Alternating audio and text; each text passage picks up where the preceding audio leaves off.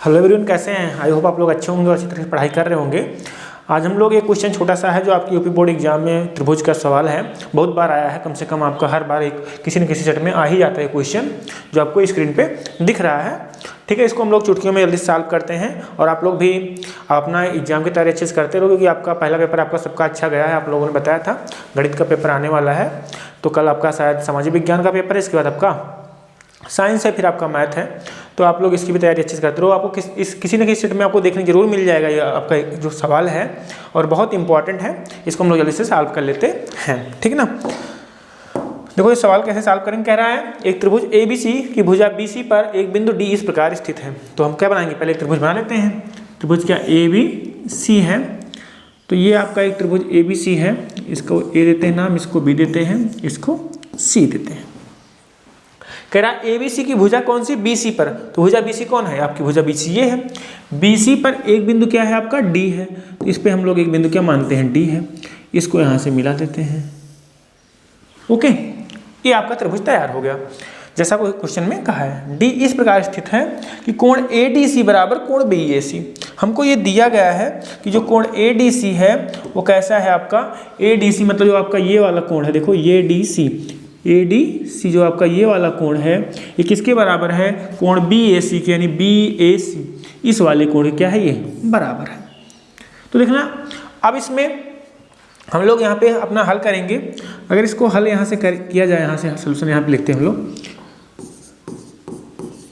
हल हमें क्या दिया गया है, जो हमको आपको दिया गया, क्या दिया गया है, कोण ADC जो है आपका दिया गया कोण BAC, ये हमें क्या है, दिया है।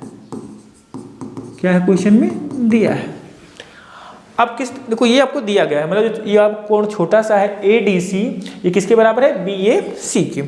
अब हम लोग त्रिभुज आते हैं किस में, देखना त्रिभुज छोटे वाले में आपका एक बार आएंगे किसमें, ADC, त्रिभुज ADC व त्रिभुज बड़े में BAC में,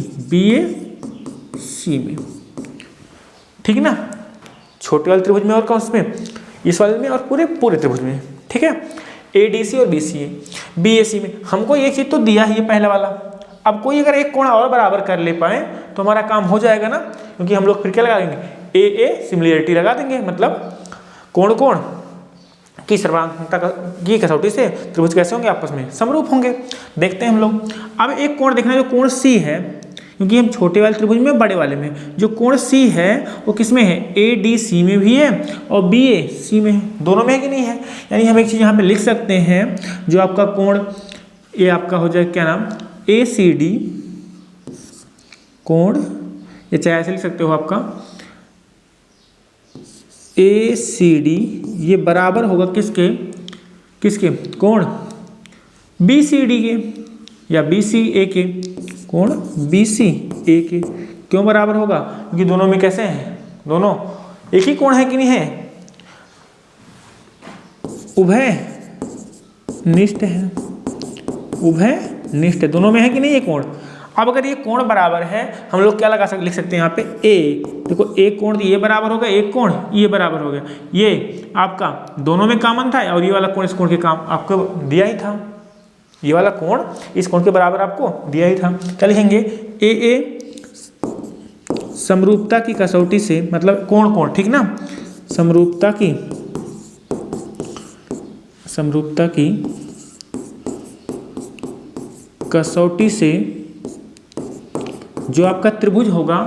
अब देखना ये वाला कोण C दोनों में क्या है, उभयनिष्ठ है। ये वाला कोण इसके क्या है, बराबर है। तो हम लोग समरूपता कसौटी से क्या लिखेंगे, ये त्रिभुज आपका क्या कौन सा है, ADC समरूप है। किसके समरूप है आप बताओ। अब जो A वाला कोण है, A वाला किसके बराबर है, इसमें इसका जो D है, यहाँ पे आप लोग लिखेंगे कैसे, देखना पहला वाला कोण A जो है वो किसके बराबर है, यहाँ पे D के बराबर है ना। तो इसी प्रकार आपको लिखना भी है कि जो कोण है वही कॉमन यहाँ पे बराबर होना चाहिए। तो आप लिखो क्या यहाँ पे, त्रिभुज BA किसके,